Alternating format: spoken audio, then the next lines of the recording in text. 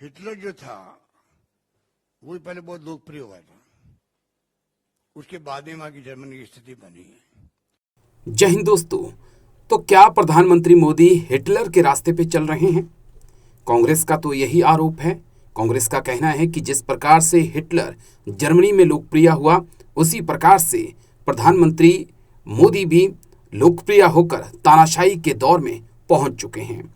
उनका हवाला इस बात का था कि जिस प्रकार से ईडी अलग अलग राज्यों में विपक्ष के नेताओं के घर में छापेमारी कर रही है, जिस प्रकार से आज दिल्ली पुलिस राहुल गांधी के घर पहुंची और उनसे पूछताछ के लिए नोटिस दिया, तो साफ इशारा यही है कि बीजेपी और प्रधानमंत्री मोदी हिटलर के रास्ते पर चल पड़े हैं। दरअसल आपको बता दें कि आज रविवार को दिल्ली पुलिस कांग्रेस सांसद राहुल गांधी के घर पहुंची और उनसे भारत जोड़ो यात्रा के दौरान यौन उत्पीड़न पीड़ितों पर दिए बयान के सिलसिले में पूछताछ के लिए समय मांगा, लेकिन राहुल गांधी ने बयान दर्ज नहीं कराया। पुलिस उन्हें एक और नोटिस देकर उनके घर से वापस लौट चुकी है।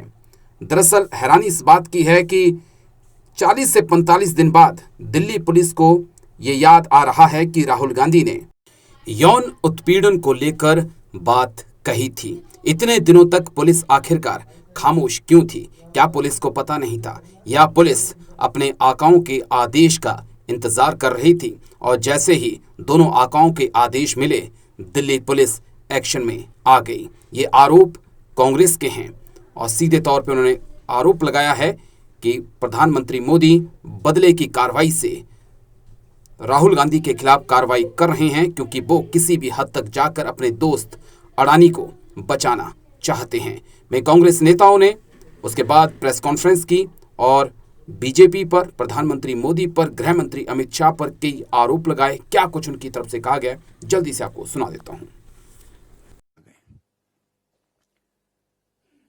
हिटलर जो था वो पहले बहुत लोकप्रिय हुआ था, उसके बाद में वहां की जर्मनी की स्थिति बनी है।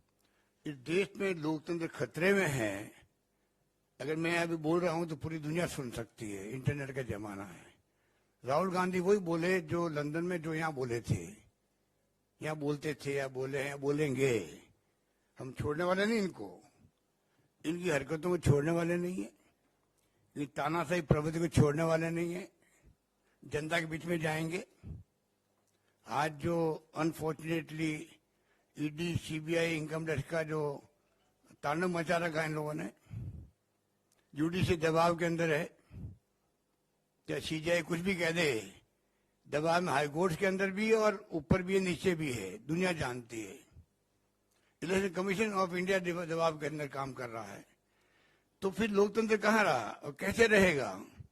अगर ये बात कोई बोलता है तो उनको तकलीफ क्यों होती है? कितने पत्रकार, लेखक, साहित्यकार जेलों में बंद रहे हैं या जेलों में बंद हैं, कोई सोच सकता है? पूरा देश भयभीत है, तनाव में है। और राहुल गांधी जी के मुद्दे थे, महंगाई का मुद्दा था, बेरोजगारी का था, नॉन वायलेंस का था, प्यार मोहब्बत से रहो आपस के अंदर, क्या बुरी बात कही।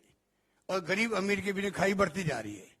चारों मुद्दों को जनता ने एक्सेप्ट किया कि ये मुद्दे बहुत भयंकर है। हिंदू मुस्लिम के नाम पे राजनीति ये कर रहे हैं, कब तक करते जाएंगे? अल्टीमेटली जनता समझ जाएगी कि इनकी कथनी में करनी में अंतर है।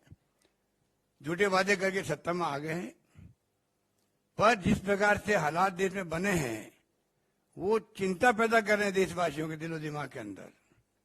हालात बड़े गंभीर बनते जा रहे हैं और इसलिए इस प्रकार की हरकत भी पहुंच गई आज दिल्ली पुलिस द्वारा। मैं नहीं मानता कि दिल्ली पुलिस खुद आगे बढ़ के पहल कर सकती है, कोई कारण ही नहीं लगता है।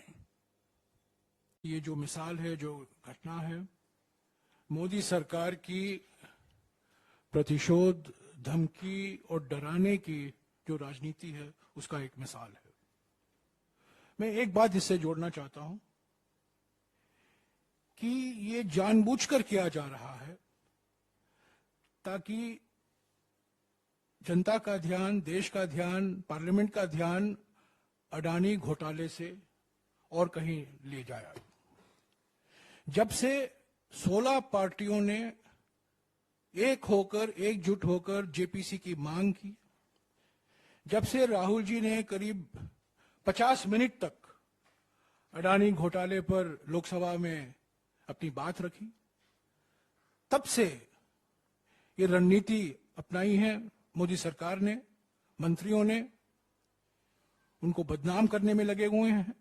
जो उन्होंने कैम्ब्रिज में और लंदन में कहा है उसको